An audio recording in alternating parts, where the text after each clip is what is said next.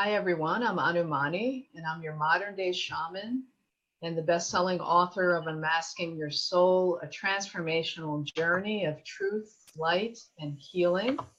And today I have a special guest, Patricia Iris Kerins, and she's joining us from Scotland. Hi Patricia, how are you? Hi, I'm very well, thank you. It's a joy to be with you today, and a happy birthday. Thank you.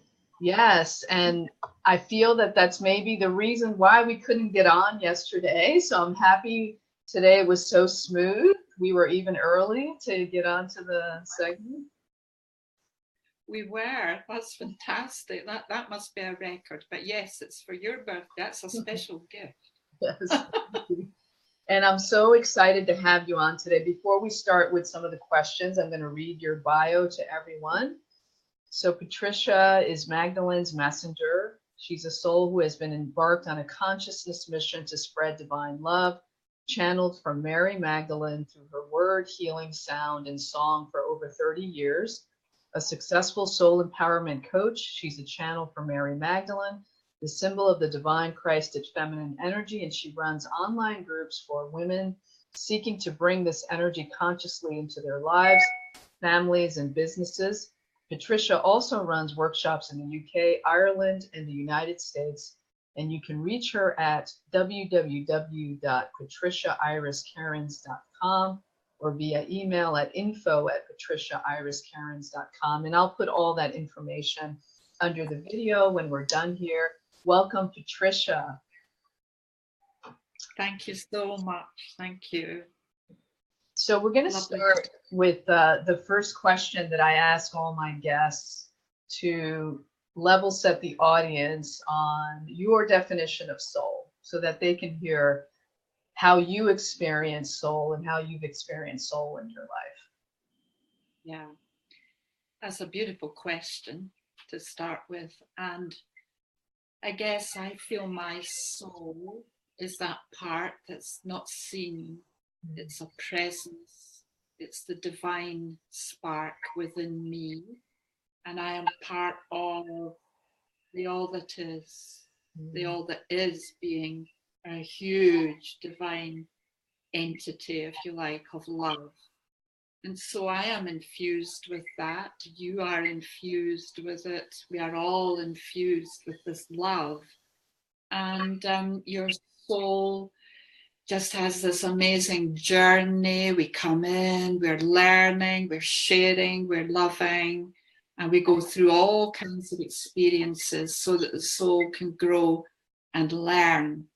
And you know, I was with my mother when she passed away, and I'd been with her for about a week, just holding hands and helping her pass over. And when she left her body, when her spirit, her soul left, I could see it leave, and then suddenly she just became so much smaller. You know, it was that life force within her, that love force within her just left and went back home. And it was really beautiful, a beautiful experience. And it validated to me, you know, just how powerful that aspect of ourselves really is. That's beautiful. Yes, I love that. That beautiful presence within all of us that Yes, wants to guide us on our journeys and help us become more of who we are. And this segment in the show is about that, of really deepening into who we are and taking off the masks and removing what's in the way of that. And you've had quite a journey yourself over the last 30 years. So can you tell our audience more about your own journey of unmasking and how you got to where you are today? yes, sure. It's well, it's getting to be quite a long journey now. However, yeah, I obviously went through school, all of that, and went into banking, worked for corporate, Barclays Bank, had a big job there, worked for the government here in the UK, organizing craft fairs and things. And we actually came over to the US, New York, worked there quite a lot, down in London. So I was out and about in the days when it was a very masculine, patriarchal world. I was the only one woman in the Scottish sales team in Scotland here for Barclays Bank marketing department. And then if you extend that for the United Kingdom, there were only 7 of us, 7 women out of 500 marketing executives. So that's going back, that's the early 80s. So very much aware, being ruled by fear, coming through all the time. Got to be good enough, got to be as good as the men, and fencing back remarks like, oh, you must have got this job on your back, and all these kind of things, undermining you from colleagues, just horrendous. So I had to get out of that and became self-employed. I went into actually making porcelain, which is quite an obscure thing probably, but I was drawn to that.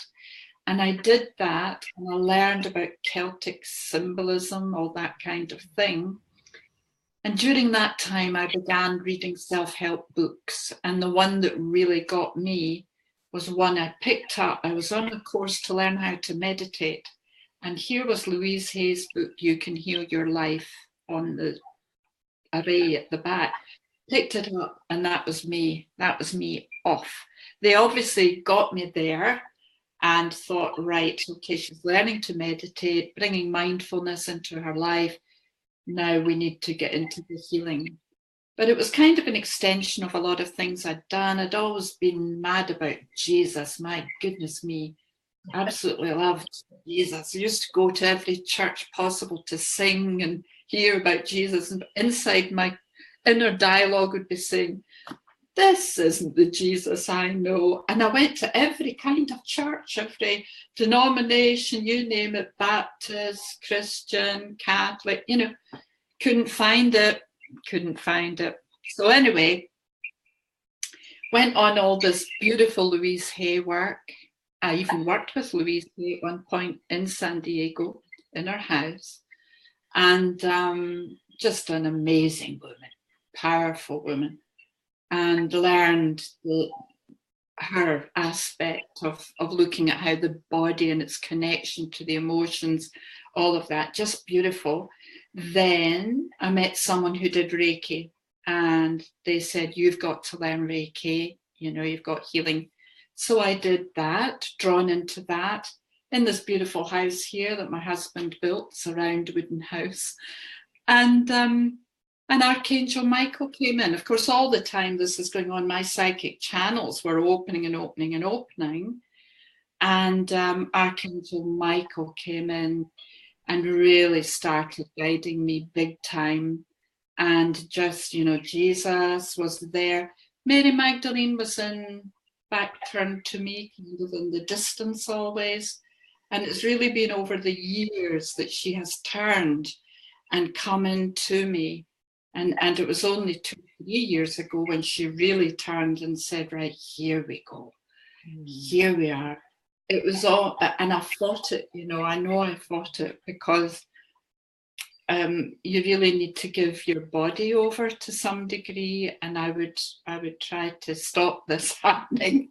And of course that was a no-no, but I got used to it and I got more confident. And I know that they're not going to do anything untoward. So no, it was fine. And here I am now, and I brought out my beautiful set of cards. These are all downloaded from her, and a beautiful book. And then I wrote the book, The Magic of the Magdalene Key, and that is a spiritual romp with great, powerful messages. I thought I'll do it as fiction, and that'll, it will get through.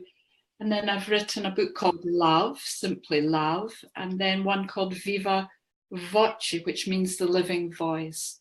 And I worked with Archangel Michael on that one because he's the archangel responsible for the throat chakra. And I really had a lot of stuff to get out my throat. So he helped me. He really downloaded that book to me. So yeah, it's been quite a journey, you know. Well, that's And if it's 3 husbands, by the way. One husband number 3. Well, that's quite a beautiful journey, and I know we'll be hearing from Mary Magdalene at some point during the show. So I want to ask you, because I also worked in corporate, and was there a particular mask that you felt was hard for you to let go of as you were beginning to be pulled more into the spiritual part of you and leave the corporate world behind? Yeah, I think for me, now at the same time all that was going on, I was out performing, I was singing. I sung with the Royal Marine Band here in the United Kingdom as their soloist. I sung with the Scottish Fiddle Orchestra, I was their soloist, Albert Hall, big venues, did a whole lot of stuff. But the interesting thing was, before I went on stage, I always had to go to the loo umpteen times. I had no self-esteem, no confidence, and yet I could do this thing, I could sing. And I reckon it was because of mixed messages from my parents. You know, you'll be seen and not heard, but then on the other hand, at a party, you'll get up and sing. So there was this kind of, you know, and so I just felt not good enough. That really was always the bottom line. But I always put on this mask. Were you to have met me, you would have thought, oh, she's very strong. She's all together. You know, she's confident, because that was my mask. And that's what I projected. Also, if you're in amongst, or I was in amongst all the men, if you like, in business, again, you know, going back to the days of the Joan Collins shoulder pads here, you know, the suits were on and all that kind of thing. So, you know, so it's like a whole different world.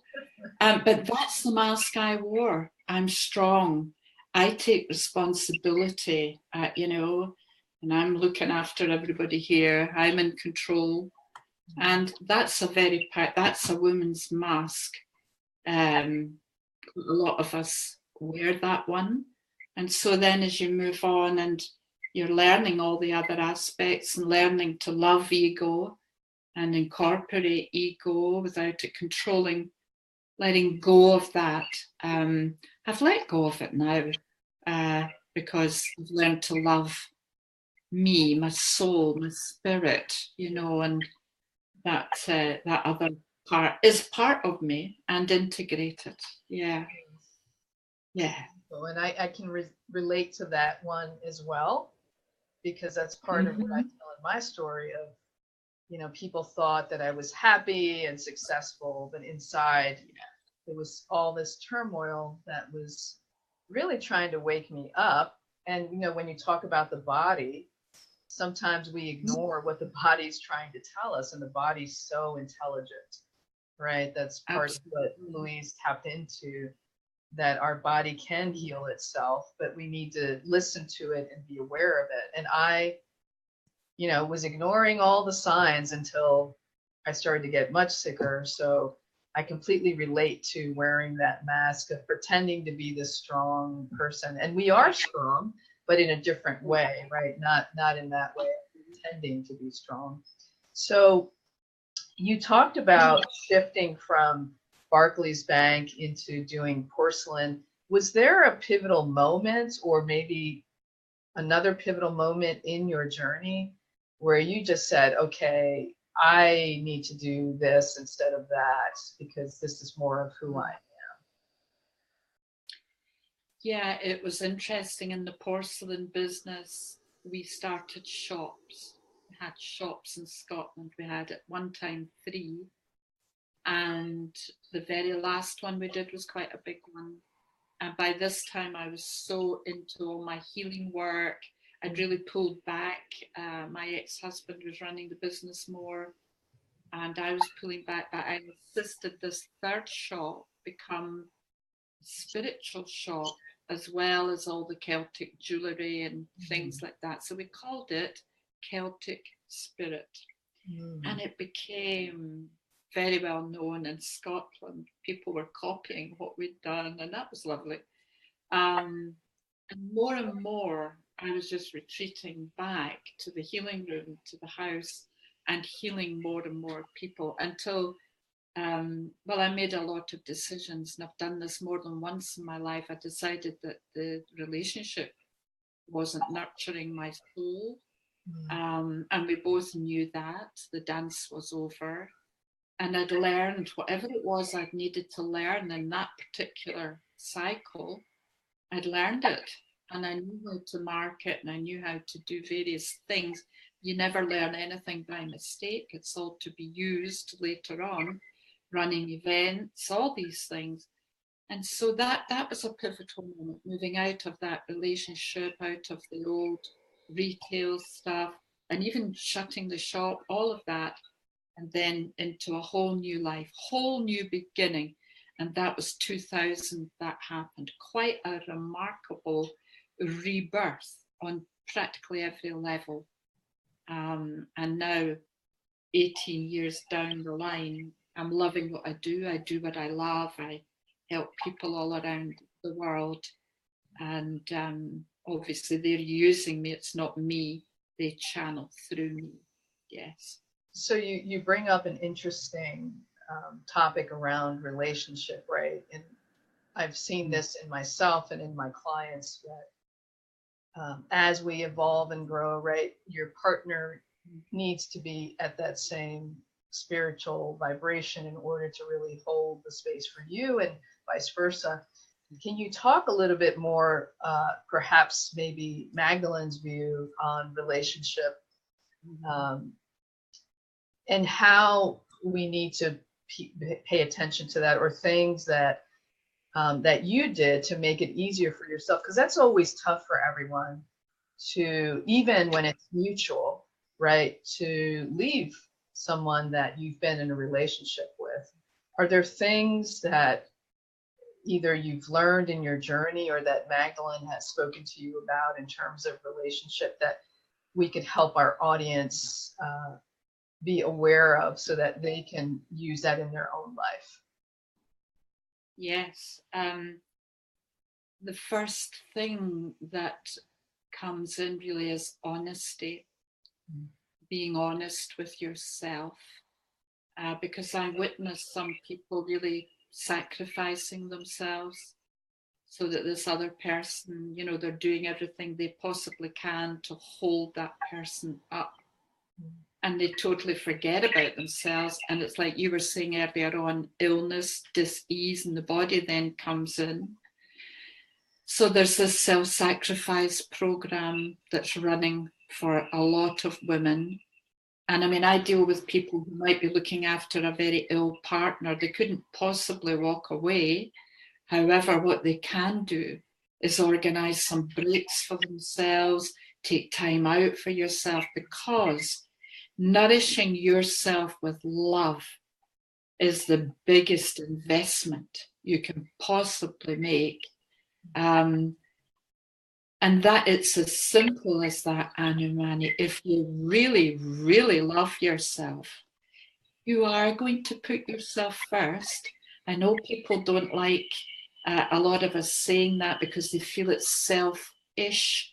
But, if we could reframe that to self-full, perhaps, bringing that fullness in. I am actually not going to be able to anybody out there. I won't be able to help anyone or heal anyone unless I am in a good place, my energy's up, my vibration's up, and I'm open with love. Unless I'm in that particular place, I'm going to use my own energy to heal. And it's not about me using my energy to heal someone. It's about me channeling that energy through to help them heal themselves, to empower their soul. This. I'm talking to someone who knows exactly what I'm saying. But for our listeners, it's not about draining your own energy. It's about channeling. But we must keep ourselves clear. And it's all about love, love, love, love. I can't emphasize that enough, really. But in relationship, I think deep down in your heart, when you really dialogue with your heart, which is a thing I recommend to clients, you will always get the truth. You know, just simple questions. Should I be in this relationship? Is this relationship feeding my soul? Is it supporting me, holding space, protecting me? And listen for the answers. And believe you me, I hung in for a long time. A lot of women do. We try to make it work. Oh, yes.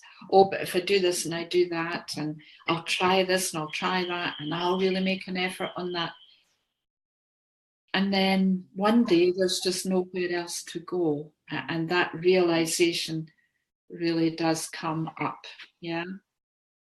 Yes. And I was one of those women. I hung in mine 11 years in the relationship, and to the point where I started to get sick of all what was going on inside, and that's when I had my dream of awakening. But I wanted to go back to your point about the love, the self-love, because I also believe that, and I like to differentiate for people the difference between being a caretaker and a caregiver, because a lot of women become caretakers and they're just giving out energy, but caregivers also give to themselves and really nourishing your own body. And I completely resonate with you talking about giving nourishment to your own body and your own soul. I believe in self-care quite a bit, and I tell people all the time that I wouldn't be where I am without it. I have my pit crew, I like to call it.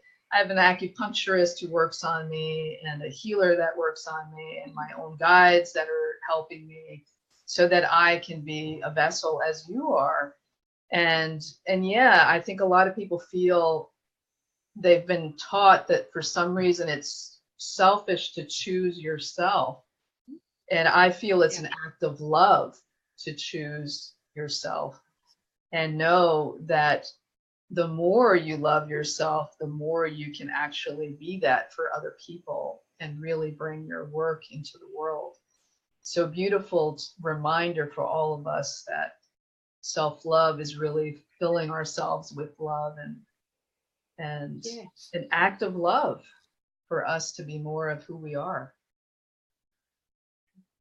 Absolutely, I totally agree. Yeah. So are there other things that you've noticed with the people that you work with? You now are full channel, bringing through Mary Magdalene's energy in her words and her songs.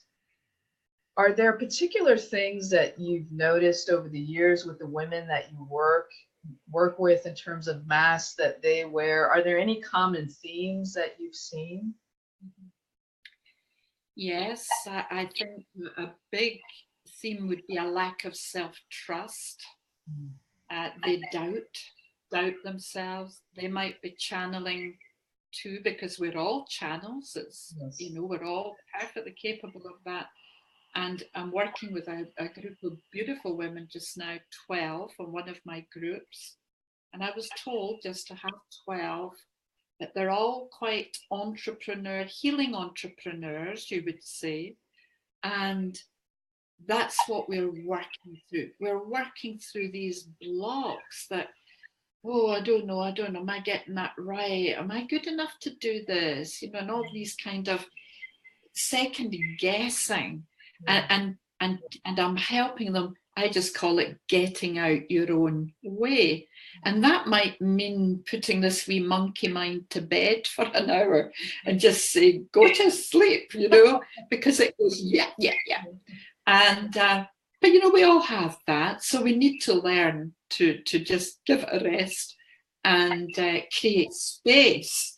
And these beautiful women, and you know, we're getting lovely messages through of people really getting this. It's really working now because we're peeling away layers and layers of this old toxic programming that we've had. And really and truly, the patriarchal, women are less than, and all this carry on. It's, well, the Me Too thing and many other aspects now, we're bringing that equality, because I'm not a feminist, Anumani, I'm an equalist. I don't want to be better than anyone, but I do want to be regarded as equal, complementary in many ways. Wouldn't want to do all the different things a man can do, but I would like to be on a level playing field. So that's the kind of thing that I'm working with, doubts and blocks and fear. Then you get, what if I was successful? Oh my goodness, that might throw me into a whole different, I don't know if I could cope with that. So fears appear in all different kind of guises, and we can deal, and I'm sure you do as well, with all of that with people. But it's understandable. I mean, women have been there for so long, and now we're getting our shoulders back and down, heads up.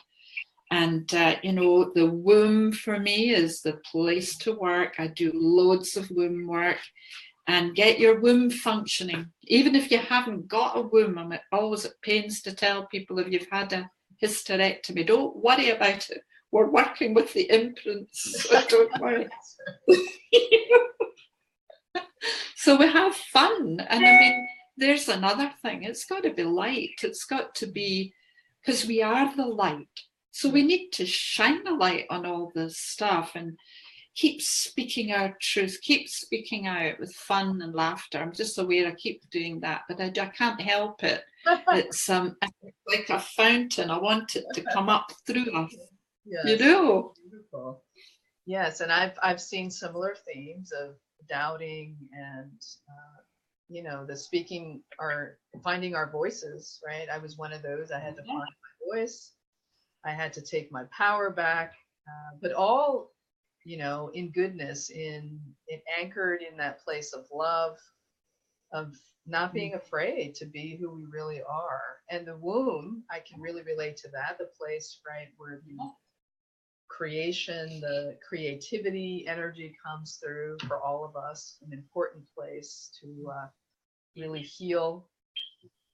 So when you think about the work you're doing now, are there things or tips you would want to give our audience on things that they should start doing to help them become more of who they are, to unmask their souls and begin to express more of their divine expression in the world?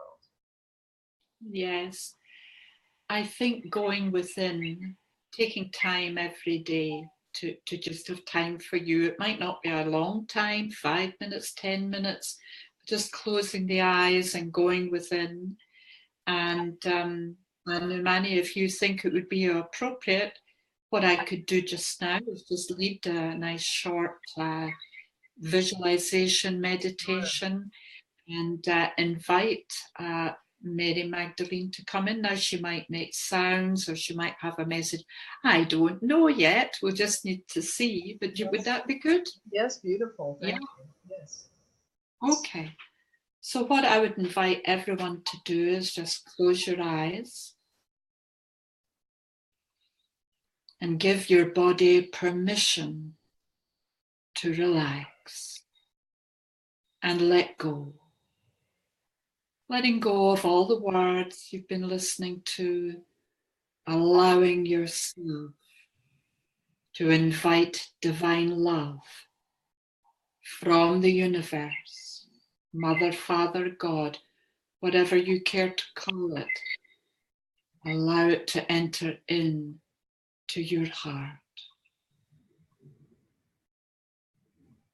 And feel yourself relaxing, letting go, becoming aware of your beautiful breath, the breath that keeps you alive on this planet. And just for a moment, using your imagination, See yourself walking into the beautiful temple, the beautiful church that is within your heart center. The doors are opened for you. You're welcomed in by your beautiful guides, all of the archangelic realms. Mary Magdalene, Mother Mary, Grandmother Anna, and Jesus, Yeshua, all there to greet you, to be with you, just for a moment. And now I see Mary Magdalene stepping forward, and she has a rose just for you, a beautiful white rose. And she's sitting you down on a beautiful chair. She's in front of you, beaming some beautiful love into your heart. And Yeshua stands behind. So you know if you lean back, Yeshua will take the strain, he'll take your weight as you relax even more. Mary Magdalene just going to make some beautiful sounds today into your heart, vibrations of love, light, codes.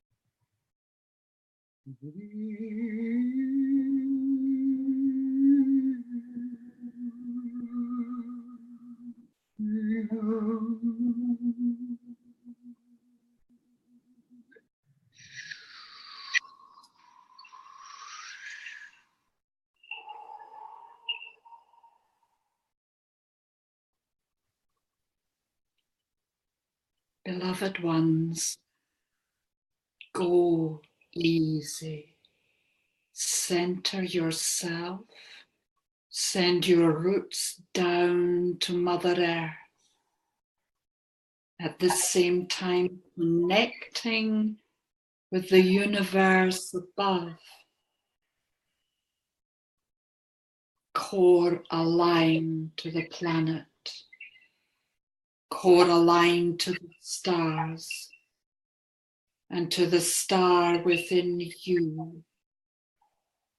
Prepare now to reveal your true self. For in the revealing, there are revelations of beauty, of love, and of light. Beloved ones, I am with you.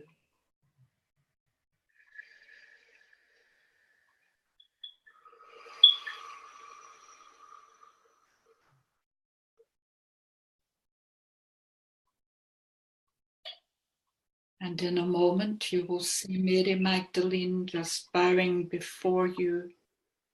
Namaste. And Yeshua behind just helps you stand up. You are healed. You are whole. They have balanced you while you are sitting there. You're feeling much better, much brighter. A lot of the burdens have been removed. and you give them great thanks, giving them big hugs. You walk now out of your beautiful temple, and you're coming up a set of stairs, climbing till you reach the top. And there you are, back in your beautiful room, wherever you're listening to this, in whatever part of the world. You're back, and you can open your eyes and reconnect with Anumani and myself. Namaste. Namaste, my dear. Thank you. That was beautiful. Thank you, Anumani. Wow. Beautiful message. Wow, it's lovely. Yes. So, can you talk a little bit more about the work that you do now? And if you have an invitation for the audience, you can talk about that. Yes, I do. I am forming a new group coming up, and we're starting second Tuesday in March. And this involves commitment, and I'm really strong on commitment. 2 Tuesdays per month for an hour, and we will be working on you, as Mary has just said, revealing who you truly are with confidence, finding your voice, getting rid of the blocks. In between the 2 sessions, I do written homework. So even though we're not meeting every week, you've got work to do, and then you report back in. So it's great fun, but it's also deep work, because that's where we're at nowadays. We're doing deep work. And the more we do that, you're just going to release the absolute truth of you and all the beautiful love you have to bring forward. So that's the group, and it's £55 a month. Now, what that is in dollars, Anumani, I've got no idea. It's probably about 60-ish. So that, I feel it's reasonable. You can move to one-to-one with me, which of course is very, very powerful. And I recommend doing 3 sessions of those. And they're £333, because that's Jesus's number, and I always go with that. And that is already a bargain, actually, on what I would normally charge, which is £150 for a session. So there are already reductions in place with some of those things, but people want to go to my web. There's a lovely free ebook to download. You can have a 20-minute chat with me and see, are we compatible to work together? And links to all of those lovely opportunities are there. So visiting my website is a great place to start. Wonderful. And I will put all that information underneath our video when we're done here. Thank you so much for being on the show. It was such a pleasure to have you and to receive that beautiful blessing energy from Mary Magdalene. I'm deeply honored, Anumani, to be here. It's been a great pleasure. And it was a great pleasure to channel for you live. I haven't done that before. I did do it for one lady before, and then she kept that part of it back for her sort of club, so that bit didn't go out to the open audience. And I thought, that's a shame, because it raises the vibration, which is what we want. Yes. And we are certainly going to have all of it present for everyone who is present here now and for whoever watches the replay. So thank you so much. And I'll just remind our audience that you are loved and you are loved.